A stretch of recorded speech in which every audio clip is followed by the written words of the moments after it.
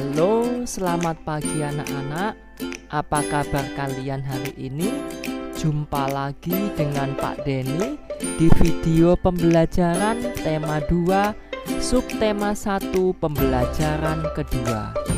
Sebelum memulai pembelajaran pada pagi hari ini, mari kita berdoa terlebih dahulu. Berdoa mulai.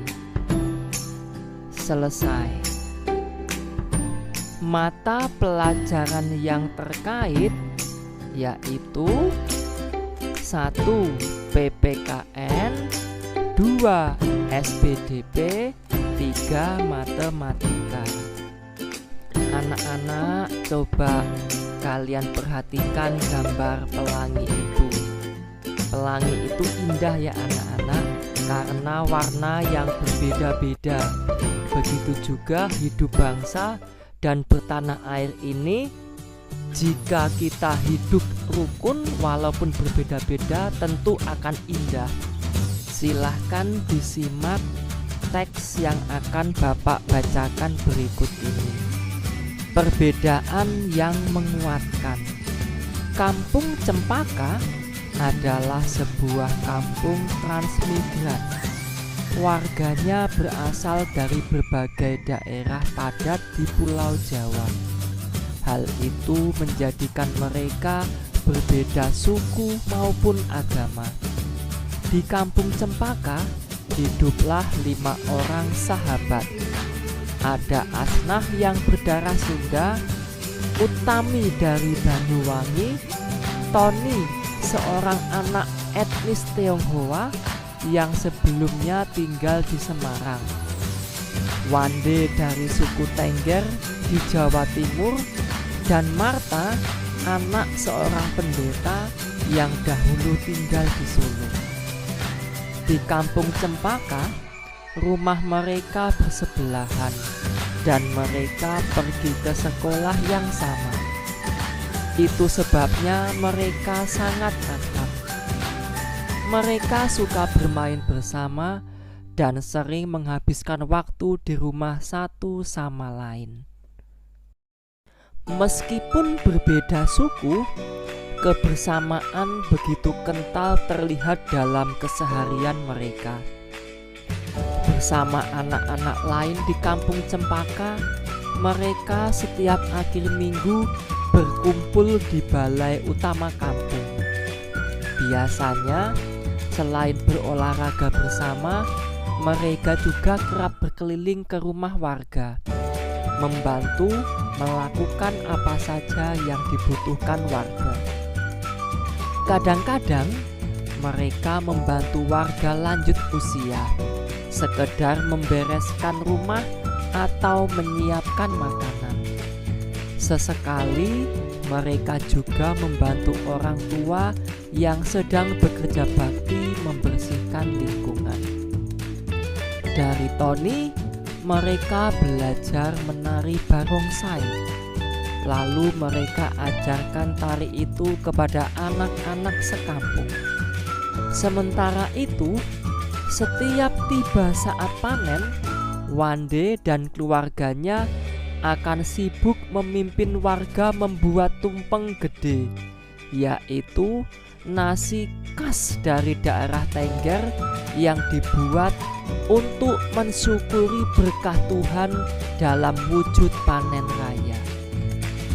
Sikap toleransi yang ditunjukkan kelima sahabat itu memang sekedar berupa hal-hal kecil.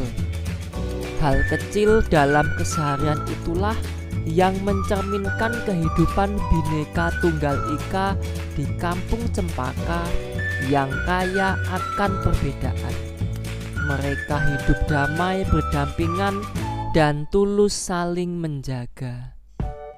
Anak-anak, perbedaan itu tidak menghalangi persatuan. Dengan bersatu, kita dapat melakukan banyak hal walaupun kecil, seperti yang dilakukan oleh kelima sahabat dalam bacaan yang baru saja kita dengarkan tadi. Anak-anak, dari bacaan yang tadi sudah kalian dengar dan kalian simak, sekarang tugas kalian membuat kesimpulan tentang persatuan melalui hidup rukun dalam perbedaan pada bagan berikut ini ya. Yang pertama, cari apa perbedaan yang ada. Yang kedua, bagaimana menyikapinya. Dan yang ketiga, apa manfaat dari hidup rukun itu. Silahkan dikerjakan sebagai tugas PPKN kalian hari ini. Anak-anak, mari kita baca bersama-sama teks bacaan berikut ini. Lego-lego, tari adat Alor bermakna persatuan. Tarian adat adalah salah satu kekayaan budaya yang disampaikan secara turun-temurun dari nenek moyang. Tarian adat kerap memiliki pesan dan makna yang luhur. Salah satunya ada pada tari lego-lego dari Kabupaten Alor, Nusa Tenggara Timur. Tarian ini ditujukan untuk mengajak masyarakatnya bersatu membangun kampung dan negeri. Pada masing-masing kawasan di Kabupaten Alor terdapat gaya tari dan nyanyian yang berbeda-beda. Namun formasinya tetap sama, yakni lingkaran. Masing-masing nyanyian dan pantun yang diungkapkan saat menari memiliki arti serta harapan yang berbeda-beda. Beberapa literatur menyatakan bahwa tarian ini sempat menjadi tari perang. Sekarang tarian ini lebih sering digunakan untuk menyambut tamu. Tamu disambut oleh masyarakat yang dituakan, lalu diajak menuju sebuah pohon besar yang rindang dengan beberapa warga perempuan yang berpegangan tangan mengelilingi pohon. Tamu dipersilahkan untuk ikut serta dalam tarian tersebut. Dengan gerakan kaki yang diatur sedemikian rupa, penari akan bergerak mengitari pohon. Pada saat yang sama, sirih pinang dan minuman sopi ditawarkan.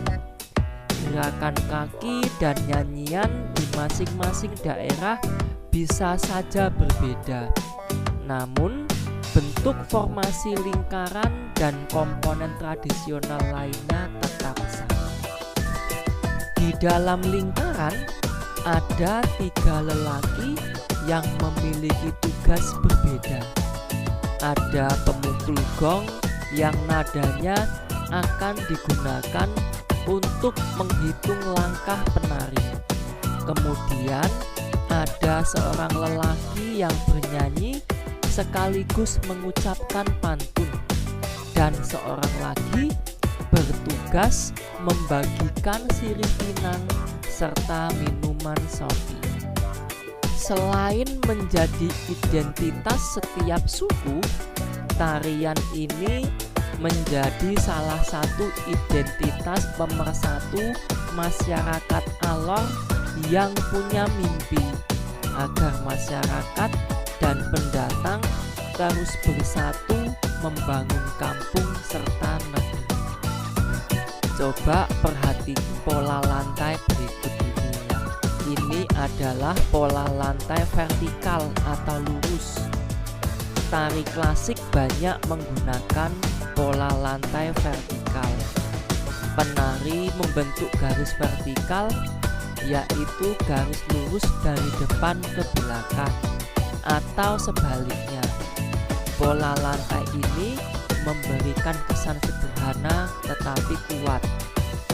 Contoh dari tari untuk pola lantai vertikal ini adalah tari Yospan dari Papua, tari Serimpi dari Jawa Tengah, Lalu ada juga tari baris Cengkedan dari Bali. Selanjutnya adalah pola lantai diagonal. Penari berbaris membentuk garis menyudut ke kanan atau ke kiri. Coba perhatikan gambar ini. Ini adalah tari gending Sriwijaya dari Sumatera Selatan yang membentuk pola lantai diagonal. Selanjutnya pola lantai garis melengkung. Penari membentuk garis lingkaran. Tari rakyat dan tari tradisional banyak menggunakan pola ini. Pola lantai ini memberi kesan lemah dan lembut. Contohnya yaitu tari Mabadong dari Toraja, Sulawesi Selatan, dan tari Randai dari Sumatera Barat. Nah, untuk tugas SBDP, temukan 3 tari dari daerahmu. Sebutkan pola lantai tariannya ya. Kerjakan lalu kirimkan kepada guru kalian sebagai tugas. Bapak mempunyai soal, mari kita simak bersama-sama. Kalian bisa ikut membacanya. Didit adalah adik Siti. Ia baru saja membeli kue. Namun ia sangat kecewa karena ukuran kue yang dibelinya tidak sesuai dengan harapannya. Didit menunjukkan kuenya kepada kakaknya. Ukuran kue Didit yang dibelinya adalah 1/4. Ia heran mengapa besaran kuenya lebih kecil dari ukuran kue yang setengah. Nah, Siti dan teman-temannya membantu Didit menemukan jawabannya. Tahukah kalian apa yang terjadi? Nah, kalian bisa membantu Didit ya, bisa menggunakan gambar untuk melengkapi jawabannya. Silahkan kalian buat gambar pada kolom yang tersedia. Untuk soal nomor 2, Didit ingin mengurutkan beberapa pecahan berikut ini: 2/4, 9/4, 6/4, 3 1/4, 11/4, dan 1 2/4. Nah, sekarang bantulah Didit untuk mengurutkan bilangan pecahan tersebut. Silahkan dibuktikan dengan menggunakan gambar. Anak-anak, pembelajaran kita hari ini sudah selesai. Terima kasih sudah berproses bersama Bapak dalam pembelajaran hari ini. Kita sudah belajar banyak hari ini tadi ya. Kita belajar tentang hidup rukun dalam perbedaan, juga mengenal tari lego-lego, lalu belajar pola lantai, dan yang terakhir mengenal pecahan. Nah, semoga pembelajaran hari ini bermanfaat untuk menambah pengetahuan kita. Sebelum pembelajaran kita diakhiri, mari kita berdoa terlebih dahulu. Berdoa mulai. Selesai. Baik anak-anak, sampai ketemu lagi di video pembelajaran selanjutnya, yaitu video pembelajaran tema 2 subtema 1 pembelajaran yang ketiga.